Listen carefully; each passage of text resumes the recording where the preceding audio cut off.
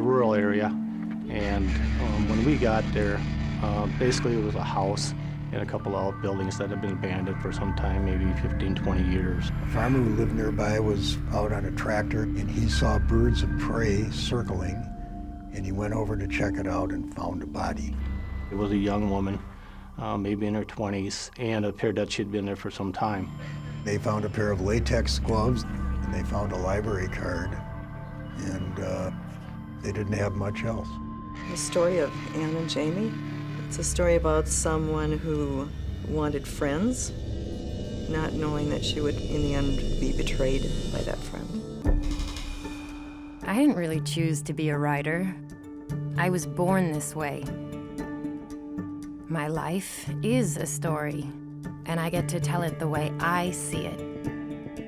Jamie Dennis was adopted by a couple in Duluth after she was born to a single woman who gave her up. Some people read to escape from life, but I write to escape from mine. Her preferred way of spending her days was to be locked up in a room writing in journals and diaries. Jamie went to school at Bemidji State. I had big plans. College, the military, maybe a career in law enforcement. But after I had my first child, those plans had to wait. Enter Michael, the man of my dreams. Michael and I would go to a bar that would have karaoke nights, and that's where we met Jamie for the first time. Most guys would look at someone with a kid and take off running, but not Michael. He loved my daughter like she was his own. And within a year, we had another baby girl together. I still tried to keep up with writing stories, but it wasn't easy with Michael and the kids. Across the hall from them in this building where they had this apartment lived the Forness family. How could I know that the family across the hall would end up changing my life? And my life, too. I grew up right here in Fargo, in a big, loving family. I know I was a handful at times. She had blonde hair and blue eyes, and when she was happy, her blue eyes would just sparkle. Anne always wanted the fantasy of the little girl, grow up, get married, and have a kid. She always wanted a girl. But as I grew up, there was something inside me, something I couldn't control. The mood swings. Some days she'd be so happy and easygoing, and other days she would just be difficult to get along with. I found out my problem had a name: bipolar disorder. When Ann finally did get on the right medication, there was a change in her, a good change in her. But no matter how hard I tried, fitting in was never easy. Her behavior wasn't peer appropriate, I should say. She was a little bit immature, so that didn't help either. I started dating a new guy. Thought he might be the one, but I wasn't ready for the consequences. When she found out she was pregnant, she wanted to do everything right. And we knew she could do it, but she would need help. The father broke up with Ann so that he could date someone else. And she was crushed.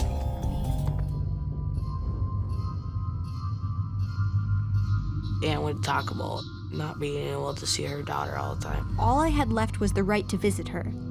And I was her mother. And then one day when I was visiting my mother, I saw two girls running up and down the hall. And the tired mom chasing after them? That was Jamie. Here was my chance to be the mother I knew I could be. And I was gonna make the most of it. Anne seems so great, like the answer to my prayers. But you never know who you'll find in the apartment across the hall. Anne and Jamie would go to the bar, have a drink or two, or go shopping. I think Anne was very excited to have a friend. It was fun going out, but when I'd get tired or want to go home, it felt like Jamie would just be getting started. Jamie had two kids, and it just didn't seem like she cared to be a mother. Anne would rather have spent time being a mother to her daughter You know, she wanted her baby. And sometimes I think she was kind of confused because she wanted the dad back too. One night, Jamie asked Ann to babysit for her. Michael was working that night, and I didn't think anything of having Ann watch the girls. And then she went over to the motel where Michael was working as a desk clerk. They decided that they would rob the motel and then, make it look like an actual robbery took place. Michael was sitting there and Jamie walked in and she had a roll of duct tape. And she said, I'm gonna tie your hands behind your back and I'm gonna duct tape your mouth and I'm gonna take this money. She put the money in a bag, I believe it was a brown paper bag, and there was something around $1,200. She went back to the apartment where Ann was taking care of the children. And she dumped the money on the table and said, boy, we got a lot of money here, you want some pizza? Jamie ordered pizzas and then decided to call my mom 2 hours later, saying that she's been trying to get a hold of Mike and can't contact him. So my mother went across the street to the motel and found my brother Michael all tied up. When the detective came to see me, I told him I didn't know anything about any robbery. I was just the babysitter. To make matters worse, the detectives were putting the pressure on Michael, too. I don't know if the police were suspicious that Mike wasn't telling the truth or if it was that Mike just could not handle the questioning. Michael admitted that it was staged, but that he had committed it by himself. Michael stepped up when I needed him most. We still didn't know what the charges could be, but he had proven his loyalty and commitment to this family. The least I could do was return the favor. So a couple weeks after the motel incident, we got married. Couldn't believe it when Jamie told me. The trouble with the police had our friendship on thin ice. But when she asked me to be the maid of honor, how could I say no to that? And they were married by a justice of the peace. There was an extra bonus to the marriage. Spouses can't testify against each other. Jamie was charged with faking a robbery and conspiring to get that cash.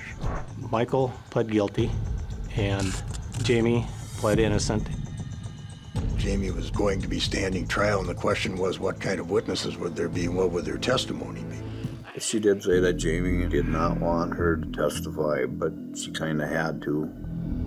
I never told Ann anything about the robbery. But she knew I was out that night, and that I came home with a bag full of money. And told the police officer that Jamie had come back with money. They drove along these county roads until they reached an abandoned farmhouse. Then Ann started acting strange. Ann was very unsteady on her feet and hardly able to walk. Everything was spinning. And my best friend Jamie just stood there watching. They had stopped at the drugstore. They picked up sleeping pills. They picked up wine coolers because they knew Ann liked that.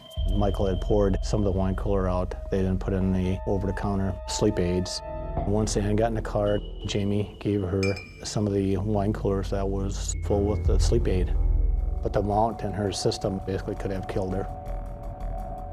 But my best friend had a backup plan, just to be sure. She told Michael that she needed a gun. Jamie said, you're going to be going to jail pretty soon, and I want a gun around here to protect myself. Michael bought a shotgun the day that Ann was killed. And they then dragged Ann Marie Camp back to one of the sides of the abandoned house. After that, they shot me. They went back to the car and got a knife. And they slit my throat, just to make sure. When Monday morning came, they all were going to court. Ann wasn't there. So Monday night, I think my mom and my dad filed a missing persons report. They called me at work and they told me to come down to the Fargo police station. It was the most awful day of my life. More than a year passed, and it looked like we were in the clear. But there was one more twist left to this story. One morning, Michael called his parents and said, I think I'm living with a killer. Michael's family urged him to call the police, and he didn't do it. And after a short period of time, they did.